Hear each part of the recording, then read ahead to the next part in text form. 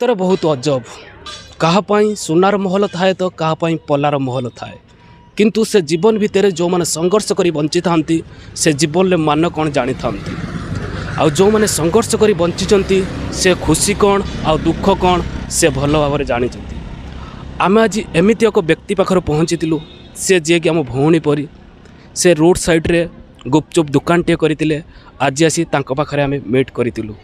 ତାଙ୍କ ସଂଘର୍ଷର ଜୀବନ ଓ ତାଙ୍କ କାହାଣୀ, କ'ଣ ପାଇଁ ସେ ରାସ୍ତା ପାଖରେ ଆଜି ଗୁପଚୁପ୍ ବିକ୍ରି କରୁଛନ୍ତି, ସେ ବିଷୟରେ ଆପଣମାନେ ଜାଣିଲେ ନିହାତି ଆପଣଙ୍କ ଆଖିରୁ ଦୁଇଟୋପା ଲୁହ ଗଡ଼ିବା ପାଇଁ ବାଧ୍ୟ କରିବ।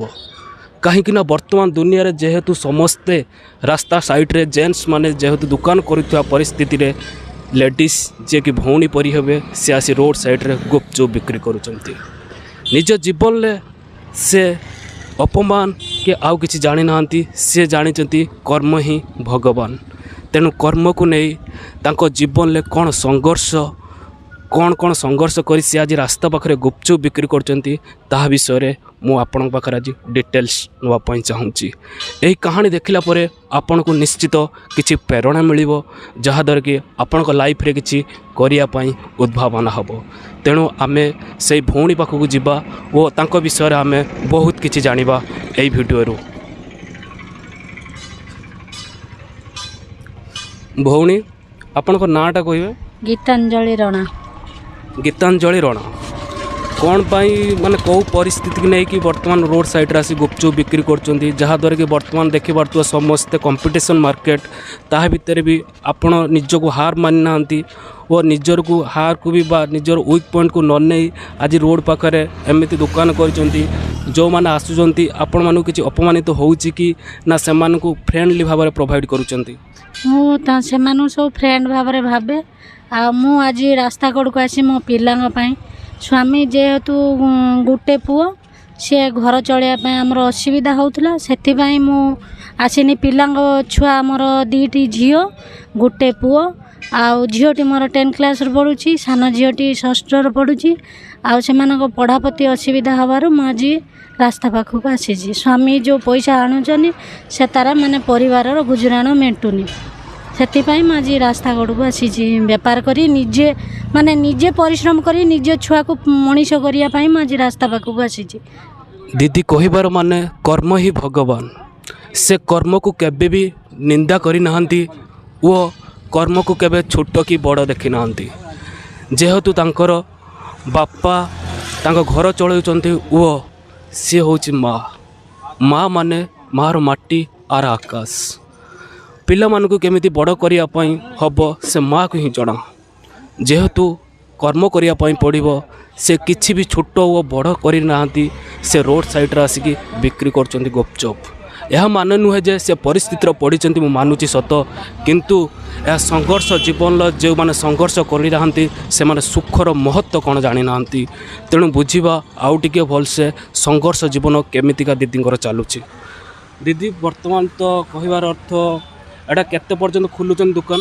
ମୁଁ ସକାଳେ 11ଟାରୁ ଆସିଛି, ସନ୍ଧ୍ୟା 4ଟା-5ଟା ବେଳେ ପଳାଉଛି ଘରକୁ। ବହୁତ ଟେନସନ୍ ନେଉଥିବେ, କାରଣ ଆସିକି ବିକ୍ରି କରୁଛନ୍ତି, ଆକୁ ବନେଇବା ପ୍ରୋସେସ୍ ବହୁତ ଟାଇମ୍ ଯାଉଥିବ। ତାପରେ ପିଲା ଛୁଆ ଅଛନ୍ତି, ତାଙ୍କୁ ବି ଟାଇମ୍ ଦେଉଥିବେ। ଏହା ଭିତରେ କେମିତି ନିଜକୁ ମ୍ୟାନେଜମେଣ୍ଟ କରୁଛନ୍ତି? ସେଇଥିରେ ନିଜକୁ ଆଡ଼ଜଷ୍ଟମେଣ୍ଟ କରିକି ନିଜ ପିଲାଙ୍କ ପାଇଁ ଜଳାଞ୍ଜଳି ଦେଇକି ନିଜେ ମାନେ ହେଉଛି, ସେଇଟାରେ ପ୍ରମ୍ପ୍ଟ ହେଉଛି। ମାନେ କହିବାର ଅର୍ଥ ସଂଘର୍ଷ ଲାଇଫ୍ ଆପଣଙ୍କର ବହୁତ ବଡ଼ ନୁହେଁ, ଯାହାଦ୍ୱାରା କି ଆପଣଙ୍କ ପିଲାମାନଙ୍କୁ ବଡ଼ କରିବା ପାଇଁ ଆପଣଙ୍କର ସଂଘର୍ଷ ଲାଇଫ୍ ଏହା ବହୁତ ତୁଚ୍ଛ ପଡ଼ିଯିବ। ବର୍ତ୍ତମାନ ଦୁନିଆକୁ ଦେଖିବାକୁ ଗଲେ କର୍ମ କରୁନାହାନ୍ତି, କିନ୍ତୁ ଏ ଦିଦିଙ୍କୁ ଦେଖିବାକୁ ଗଲେ ଗୋଟେ ଇନ୍ସପିରେସନ୍ ଆସୁଛି, ଯାହାଦ୍ୱାରା କି ଜୀବନର କିଛି କରିବା ପାଇଁ ଗୋଟେ ମୋଟିଭେସନ୍ ଆସୁଛି। ଆଉ ଏ ଦିଦି ଲାଷ୍ଟରେ ଏମିତି ଏକ ଡିସାଇଡ଼୍ ନେଲେ କି କିଛି ନା କିଛି କରିବେ ଆଉ କିଛି ନା କିଛି ଦେଖେଇବେ। ବର୍ତ୍ତମାନ କହିବା ପାଇଁ ଚାହିଁବି ଦିଦି, ବର୍ତ୍ତମାନ ଦୁନିଆରେ କିଛି ଲୋକ କାମ କରୁନାହାନ୍ତି, ଚୋରି ଚାରି କରୁଛନ୍ତି, ଯାହାଦ୍ୱାରା କି ଆପଣଙ୍କ ମତରେ ସେମାନଙ୍କୁ କ'ଣ କହିବା ପାଇଁ ଚାହୁଁଛନ୍ତି? ଯେଉଁମାନେ ଚୋରି କରୁଛନ୍ତି ସେମାନେ ଭୁଲ। ନିଜେ ପରିଶ୍ରମ କରି ନିଜ ପରିଶ୍ରମ ଫଳର ମାନେ ସମାଜକୁ ଦେଖାଅ। ମାନେ ନିଜେ ପରିଶ୍ରମ କରିକି ସମାଜକୁ ଦେଖେଇଲେ ଆପଣମାନେ ବହୁତ ସୁଖ ଅନୁଭବ କରିବେ। କିନ୍ତୁ ପର ଉପରେ କେବେ ନିର୍ଭର ରଖନି, ନିଜେ ସଂଘର୍ଷ କରି ବଞ୍ଚିବାକୁ ଶିଖ। ଦିଦି ଯେଉଁ କଥା କହିଲେ ବହୁତ ଭଲ କଥା, କାରଣ ଚୋରି କରିବା ଅପେକ୍ଷା କାମ କରିବାଟା ହିଁ ବେଟର୍। जो मैंने काम करना से लाइफ मानेटा कौन बुझी ना यह दीदींर मत थिला आउ यही मत को जो मैंने भी एक्सेप्ट करिए मु भावुची से लाइफ किसी ना किसी चेंजेस आसीबो। आउ पचारि बुझीबा दीदी केते वर्ष है एठी होची बिक्री करचोंती? मु वर्षे हैला आसी बिक्री करिया पाई। वर्षे है बिक्री करचोंती? वर्षे हैला। सो मॉर्निंग रे केते बेले खुलुचोंती? 10:30 11 भीतर खुलुची। संध्या बेले केते बेले बंद करचोंती? 5टा बेले बंद करचोंती। पुणी जाई सारा पर घर को पुणी केमती छुआ कथा बुझुवे पिला छुआ कथा पुणी घर कथा बुझुवे पुणी प्रिपेरेसन लगी जाऊ केमती गुपचुप बना केमती कौन सब इंस्ट्रूमेंट आसो स्वामी हेल्प करचोंती? हां स्वामी हेल्प करचोनी सब कथा हेल्प करचोंती कि डिस्टर्बेंस हो ना पिला मानको गाइड करी होउची? हां सब कुछ आउ कहवार अर्थ जहां भी एडी बिक्री होउची किछ प्रॉफिट होउची? जा बाहरुची 200-300 टका से तार माने पिलांग खर्च पाई ठीक है जा हो अब कहबार अर्थ जो भी जहाँ भी बाहर सेटा सब किसी पिलांग ऊपर लगाई दउछन? हाँ सब पिलांग ऊपर लगाउची कारण जो बड़ झी मोर ट्यूशन होउची मासु को खाली 2000-2500 टका सी नहीं जाउची सान झीटी सी ट्यूशन होउची पुओ भी ट्यूशन होउची आ सेमानक पढ़ा प्रति मु पैसाटा ही इन्वेस्टमेंट करची स्वामी जो पैसा आनचंती घर खर्च लगाउची। घरे आउ किए किए अछंती? घरे सासू अच्छी ससुर थिले वर्षे है 6 मास 7 मास है मरी गले सी थे कि हेल्प करते सी मरला माने किसी हेल्प जो न पाइनि स्वामी एकिटा केते परिश्रम करी आनिकी आम माँ छुआ 4 जन को पूछे दुखर देखिकी से मो बाहर को पाद गोड़ को आग को नेलु। जितेबले प्रथम दुकान करने चाहिए से निज मन के आसला मु गोटे स्त्री लोकटे आसिक रास्ता पाखे केमी दुकान करी लोक कौन कहे जहाँद्वारा किसी सेमती किसी मन को आसला आपनकर? ना मोर सेमती किसी मन को आसला मु समस्ते भाभी समस्ते मोर भाई भौणी बोली भाविकी मु पदा को लिया जेहेतु मो पाखे हनुमान आ शिव ठाकुर अच्छा सहारा नहीं कि मासिकी रास्ता पाखक पड़े आसी ना मो मन भर सेमती किसी डर भय कि ना निजे खटिमी खाइमी निजे खटिमी खाइमी।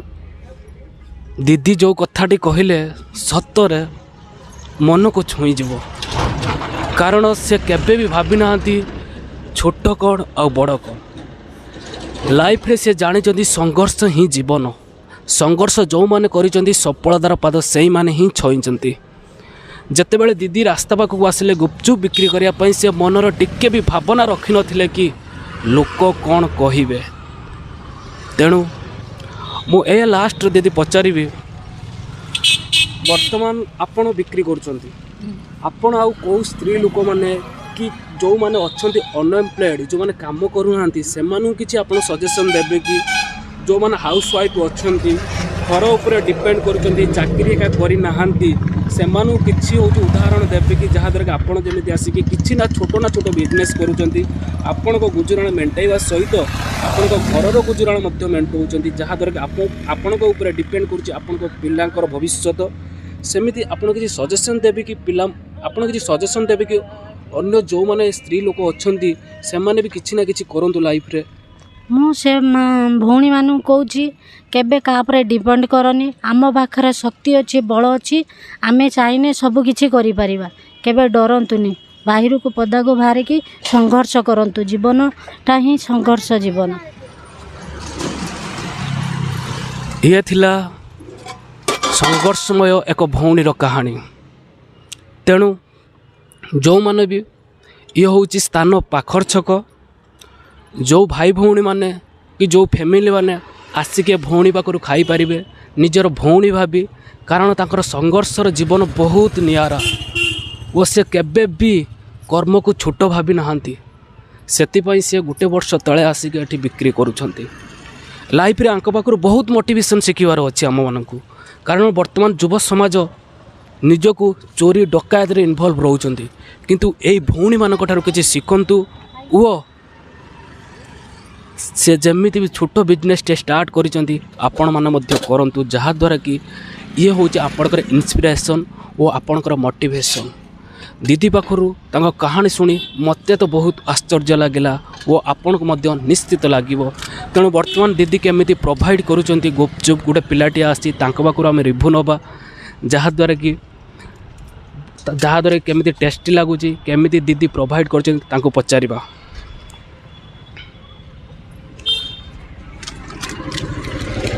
छुआ गुपचुप भल लगुच केमी लगुच भल लगुच सबुदिन आस खाई ठीक दीदी भल बनाऊँ गुपचुप प्रत्येक दिन आस ना सप्ताह 2-3 थर आस 2-3 थर दीदी केमती लगती भल लगती काम भल लगुच देखु गोटे छोट पिला जार माइंड मैच्योर्ड होनी सी भी दीदी को बहुत प्रशंसा करुँच करना केमी जी निज जीवन को एत श्रद्धांजलि दे रास्ता पाखे आसी बिक्री कर निजर लाज को ढांकी जी पारी समस्ते प्रशंसा करेंगे तेणु केबे भी कही जीवन रे छोट कि बड़ क्या भी भावनी कर्म करी चल डेफिनेटली दिने ना दिने आपण सक्सेस पाइबे तेणु भौणी पाखु आमे यह शिखा पाऊँ जे छोट पिंपुड़ी हेले मध्य बहुत किसी शिखाई दौरान तेणु भाई भौणी जो मैंने भी वीडियो देखुंट समस्त की मोर अनुरोध समस्ते आसतु और तांको गुपचुप खाई टेस्ट करंतु कारण से दीदी बहुत संघर्षमय जीवन में आपण मानक भाई भौणी भाभी गुपचुप प्रोवाइड करुँच थैंक यू केते मिनिट है